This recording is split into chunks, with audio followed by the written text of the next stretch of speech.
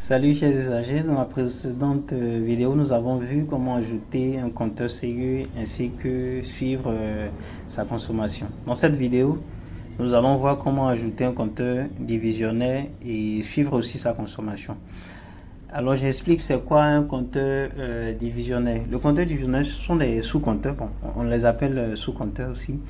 Ce sont des équipements qui permettent d'isoler la consommation d'un appareil ou d'un groupe d'appareils. Et ces équipements aussi sont utilisés parfois pour isoler la consommation d'un locataire lorsque celui-ci utilise le même compteur que plusieurs autres personnes. Voilà. Donc comment ajouter ce sous-compteur? C'est ce que nous allons voir. Depuis le menu du compteur ici, on sélectionne compteur divisionnaire.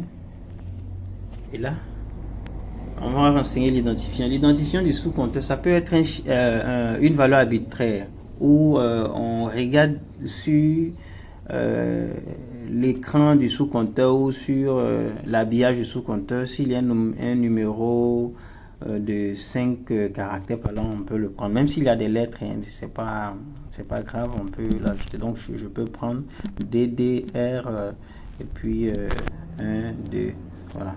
Et ici, comme désignation, je vais appeler ce sous-compteur là par défaut sous-compteur. Comme ça. Et puis je valide.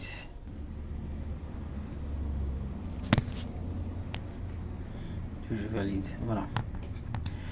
Une fois le sous-compteur enregistré, on va mettre à jour son historique. Parce que c'est ça aussi, c'est le même principe qu'avec le compteur. Il faut mettre à jour son historique. Alors, ce que j'ai beaucoup remarqué des remontées d'informations ou plutôt des demandes d'aide, c'est qu'il y a plusieurs personnes qui ne relèvent pas correctement leur sous-compteur.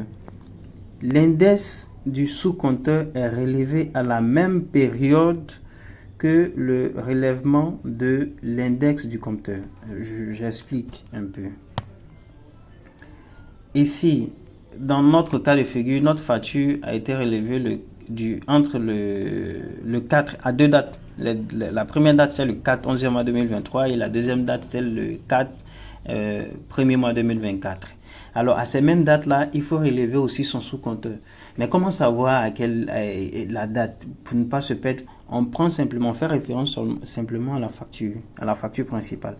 Donc c'est de se procurer la facture et puis en fonction des périodes de consommation, c'est de faire chaque 2 mois, 2 mois, 2 mois et aux mêmes dates. Voilà.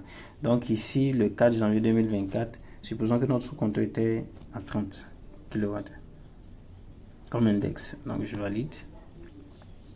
Voilà, une fois que c'est validé, il est possible pour moi de suivre la consommation. Voici le sous-compteur, l'index actuel. Supposons que mon index est à 45, je valide. Voilà. Et la consommation est de 1305 francs. C'est la consommation des deux tranches du sous-compteur. Et je peux regarder dans le carnet de suivi. Voilà, 1305. Donc ça, c'est la consommation qui est enregistrée. Voilà, et merci.